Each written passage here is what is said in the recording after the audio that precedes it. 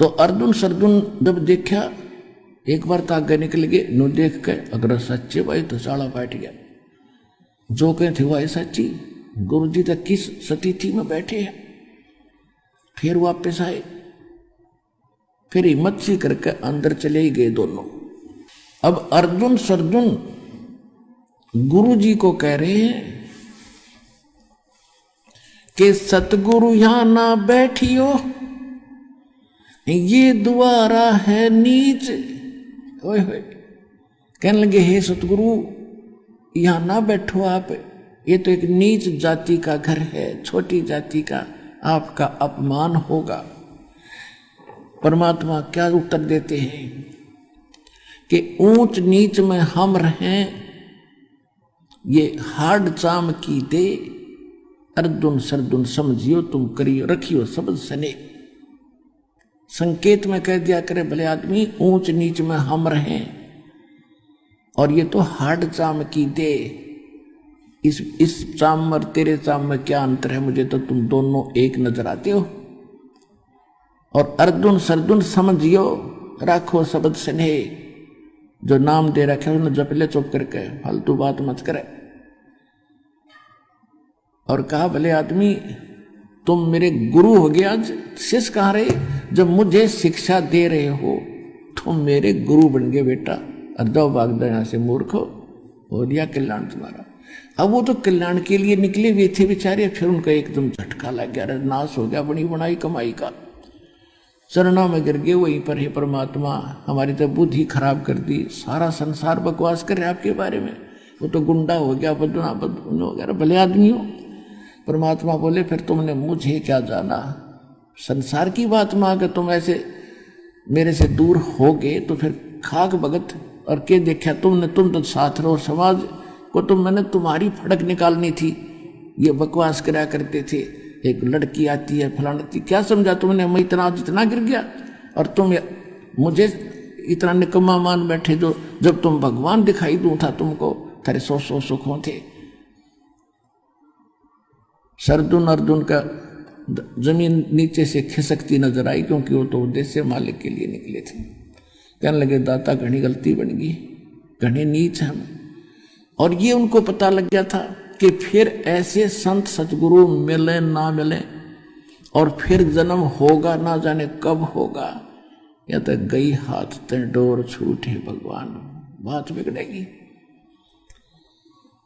चरणों में पकड़ कर बुरी तरह रोए, वहीं पर है परमात्मा कोई विकल्प बताओ दाता। परमात्मा बोले भाई ईब तुम्हारा इस शरीर से वो बात नहीं रह सकती बेटा, कितनी बात बना ले, आपका वो भाव नहीं बनेगा, क्योंकि आपके अंतःकरण में वो मलिनता घर कर चुकी है। अब मेरे इस शरीर से तुम्हारा कल्याण नहीं हो पाएगा, अंडरस्टूड है।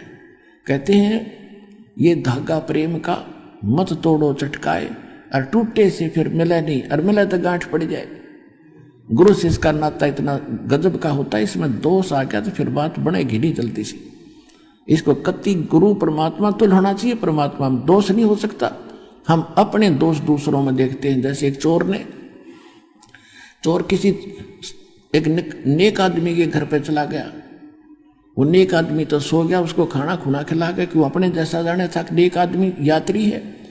रात्रि में पैसे निकाल कर चला गया, और एक उसी चोर के घर कोई एक नेक व्यक्ति यात्री बनकर आ गया, रुक गया, उसने भी खाना खिला कर चोर ने उसको सिला दिया, वो सो गया ठाठते, और चोर सारी रात जागता रहा कि कहीं रात ने चोरी ना कर ले जा, क्योंकि वो दोष चोर में था, उस महान आत्मा में नहीं था जो यात्री था।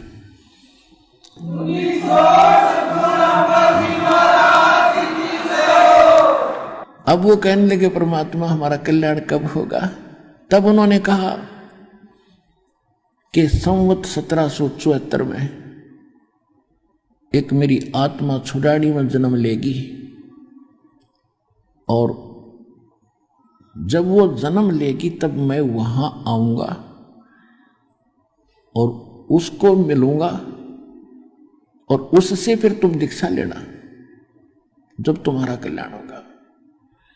अब वो अर्जुन सर्जुन वो तो सन 1518 में परमात्मा 1575 में संवत 1575 में परमात्मा से शरीर चले गए। उसके बाद लगभग उनको फिर उन्होंने कहा कि भगवान हम इतने समय तक कैसे रह पाएंगे इस शरीर में। तो उन्होंने कहा कि भाई मेरा आशीर्वाद है तुम्हारा शरीर बना रहेगा। अब उन्होंने क्या किया कि जब संवत 1774 निकट आई तो वो यहाँ खरकोदा के पास एक अमायूपुर गांव है।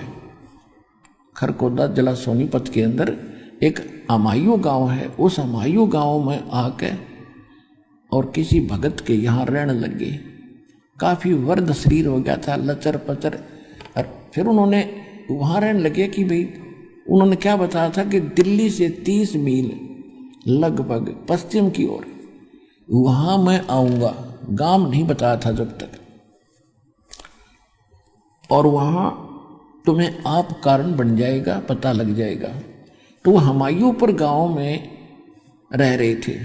और जब परमात्मा गरीबदास जी को मिल चुके थे और उनको सब परिचित करा दिया था, फिर ऐसी प्रेरणा करी उनके सपने में दिखे दाता अर्जुन और सद्दुन को कि अर्जुन और सद्दुन तुम छुड़ानी जाओ, वहाँ मैंने तुम्हारे दीक्षा की व्यवस्था कर दी है। छुड़ानी गांव में जाओ। अब वो सुबह उठे, दोनों ने एक दूसरे से बताया कि आज तो भाई गुरु जी दिखे थे और छुड़ानी गांव बतावे थे, वहां कोई आए हैं और उनसे दीक्षा लो। उसका नाम भी बताया, गरीबदास नाम है उनका। उन्होंने जिस भगत के वो घर पर रहा करते थे उनसे पूछा भी यहाँ कोई छुड़ानी गांव है। उसने बताया जी है छुड़ानी गांव, एक छोटा सा गांव है और यहाँ से थोड़ी दूर है, यानी 30 किलोमीटर होगा। 30। तो बोला भाई एक काम कर दे बेटा। दोनों कहने लगे आज तक आपने हमारी बहुत सेवा करी है, एक अंतिम काम और कर दे, हमें छुड़ानी छोड़ दे। उसने बैठा के अपनी बैलगाड़ी में उन दोनों को और वहाँ छुड़ानी जा छोड़ा। छुड़ानी जाके पूछा कि गरीबदास कौन है। उधर से परमात्मा ने प्रेरणा गरीबदास में की थी। उनकी भी दिव्य दृष्टि खोलती थी कि आ जाओ भक्त, मैं तुम्हारी इंतजार कर रहा था, आ जाओ, बताओ क्या काम है। कि महाराज सारी कथा बता दी, अब मुझे सब पता है, दीक्षा लो। तुमने बहुत बड़ी गलती करी थी अर्जुन। भगवान पर, संत पर, भगवान के तुल मानना चाहिए। कहा जी बस गलती घनी बन गई, उसी का भोग रहे हैं। उन्होंने नाम लिया, महीने 2 महीने वहाँ रहे और वहीं शरीर छोड़ गए। दोनों उनकी समाधि बना रखी थी, अब तो आप फोड़ फाड़ दी छुड़ानी।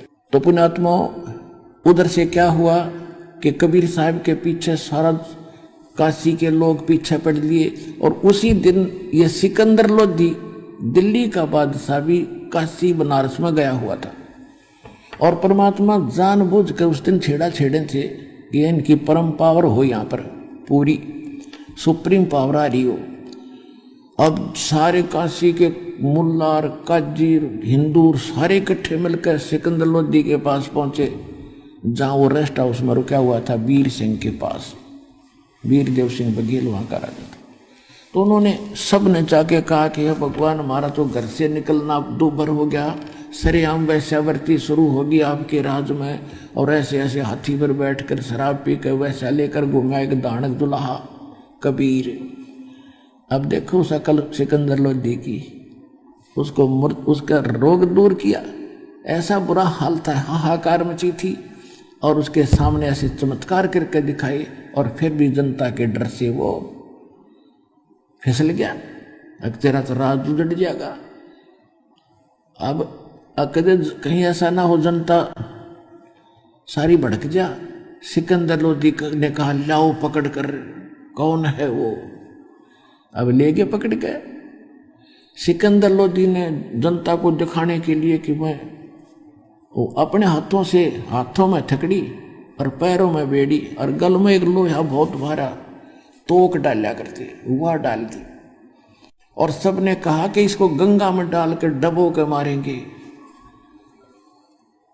सारा काशी के लोग, राजा सिकंदर लोधी सब चले गए। इब जनता का के राजा की के चल है। ये काजी मुल्ला ये हिंदुओं के धर्मगुरु सारे, उन्हें पता लगा कि आज दुश्मन मरेगा, क्योंकि परमात्मा ने सबके छक्के छुड़ा दिए थे ज्ञान में कि तुम बकवास करते हो, मिसगाइड किए बैठे हो, जो साधना तुम करते हो कराते हो स्वर्ग की भी नहीं, तुम नरक ले जा रहे हो। तो दोनों धर्म के गुरु उस परमात्मा के विरोधी थे ही, उनका दाव लग गया, सारे इकट्ठे हो गए और कहा इसको डबोगे मारेंगे। अब नौका में बैठा के और उनसे कहा 2-5-10 मस्टंडे साथ भेज दिए कि इनको गंगा के बीच में पटक दो उठा के नौका नो। अब उन्होंने जाके परमात्मा को उठा के बहती दरिया के बीच में पटक दिया। परमात्मा जल पर ऐसे बैठ गए जैसे थल पर बैठा करते हैं, हथकड़ी और बेड़ी अपने आप टूट के गिर गई। बोलो सतगुरुदेव कबीर भगवान की जय हो।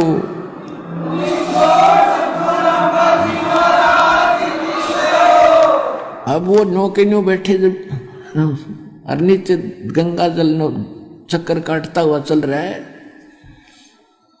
अब वो नौका वाले तो बुला लिए, तुम आ जाओ वापस। फिर लगे उनको पत्थर मारो, इसका खूब पत्थर मारे। पत्थर कहाँ जाए इतनी दूर सेंटर में। फिर कहने के गोली मारो इसका। राजा ने आदेश क्या को कहा कि गोली मारनी पड़ेगी। अब राजा डरता, ठीक है गोली मारो। गोली मारे, तीर मारे, एक निजा मालिक की तरफ कहते उड़े नू हो जाओ ऊपर को। फिर कहने लगे भाई नई बात बनी, तोब लाओ तोब। तोब के गोले और 12 घंटे मालिक पर बरसाए, नीचों ने आंख नहीं खुली। 4 पहर 12 घंटे तोब के गोले नो दागे गए। वो कभी तक गंगा से बाहर जा पड़ा किसी सरोवर में, या वहीं फंस होकर वहीं गिर जा। अकल नहीं आई ठिकाने, अरे मूर्खो। तोब के गोले और फ्यूज होने लग रहे, एक निजारा फिर भी आंख ना खुली के कबीर इज गॉड। अरे मंद बुद्धि लोगो तुम।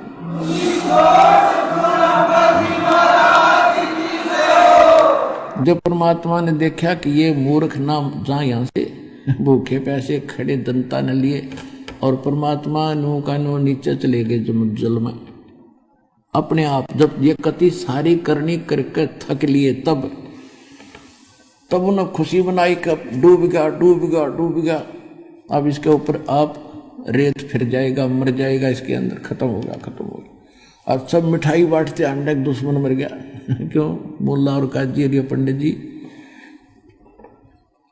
अब सब मिठाई बांट रहे हैं। और फिर क्योंकि रविदास जी कहा करते कि तुम नहीं समझ पा रहे हो ब्राह्मणों, ये भगवान है।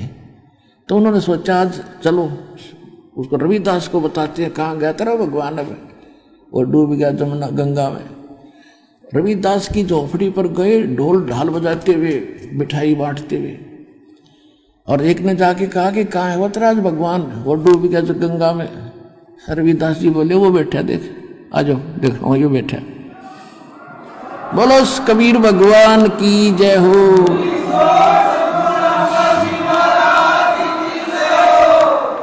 अब जो सा देखा हुए बागले, जो सा देखा हुए बागले कहाँ?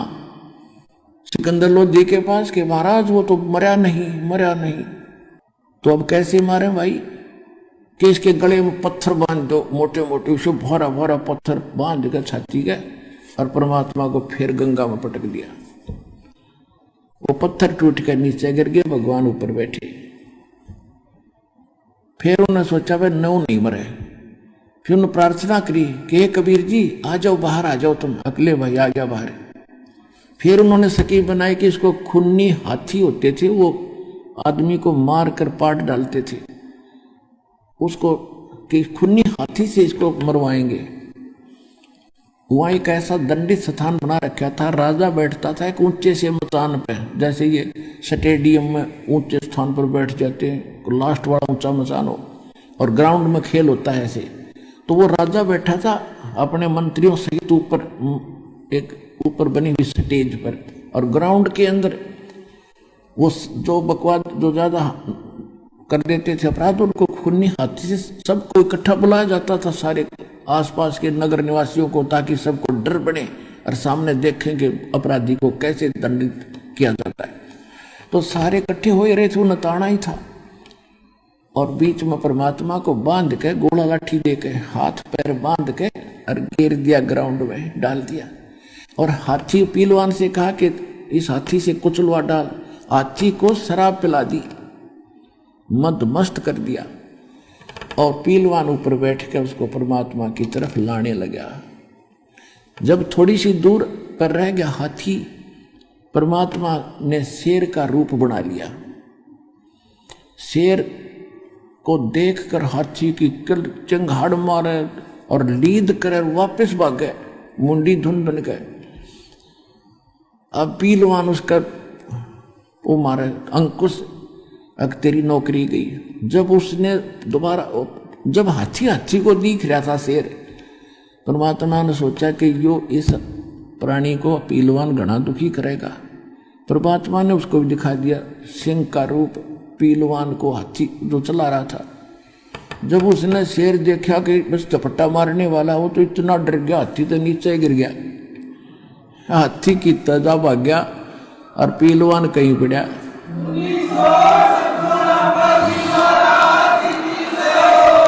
अब परमात्मा ने ये सोचा कि इस पीलवान को दंडित करेगा ये मूर्ख सिकंदर लोधी, इसको मारेगा गरीब को। तब परमात्मा खड़े हुए, हाथ हथकड़ी वो बांध रखी थी, टूट गई सारी। परमात्मा निर्बंध को कोई बांध सकता है? खड़े हो गए और सिकंदर लोधी ने ऐसा दिखाई दिया जैसे शीश आसमान पर अड़ा हो भगवान का, इतना नूरी शरीर चमक रहा हो। एकदम नू देखकर सिकंदर लोधी जैसे वहीं से कांपने लगा था, उस मचान से सटेज से, और कांपता हुआ नीचे आकर चरणों में गिर गया समेत मुकुट के।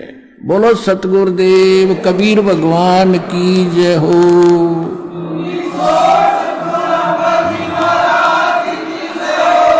अनंत कोट ब्रह्मांड का एक रति नहीं भारे, सतगुरु पुरुष कबीर है ये कुल के सिरजनहारे। गुरु मानुष कर जानते ते नर कहिए अंधे, वह दुखी संसार में फिर आग काल के फंदे। तो पुण्यात्माओं, जो गलती हमसे पहले बन चुकी है उन फाउल पॉइंटों को आपको इसलिए बताया जाता है कहीं फिर मार ना खा जाओ या बात बिगड़ जाएगी। परमात्मा कितने दयालु हैं। उन 64 लाख को चार्ज करके यहाँ 2 प्रकार से विमुख होते हैं भगवान से, गुरु से। एक तो गुरुद्रोही बन जाते हैं। जो गुरुद्रोही बन जाते हैं, गुरु की निंदा करते हैं सब जगह जा करके, उनको तो असंग जन्म तक मनुष्य शरीर नहीं मिलेगा, वो भक्ति तो खत्म उनकी हुई हुई। एक वैसे ही भोले भाले जैसे थोड़ा सा झटका लगा, बुराई नहीं करी और विमुख हो गए समाज के डरते, अकेले दबाव जाएंगे, वो विमुख नहीं, वो मतलब गुरुद्रोही नहीं बने, विमुख जरूर हो गए। तो उनकी भक्ति बनी रही, जिस कारण से वो 64 लाख ही आप हो। मालिक ने इतना चार्ज कर गए कि आपको मनुष्य जन्म होते हुए आ रहे हैं, मनुष्य जन्म होते हुए आ रहे हैं, और वो तड़फ भगवान की आज भी विद्यमान है। तो सबसे पहले सतलोक आश्रम बरवाड़ा, अब सबसे पहले सतलोक आश्रम बरवाला जिला हिसार में वो 64 लाख आवेंगे जो कहीं कहीं पटक रखे काल ने, और उसके बाद पूरे विश्व के कलम चढ़ावांगे, सबका बेड़ा पार होगा। बोलो सतगुरुदेव।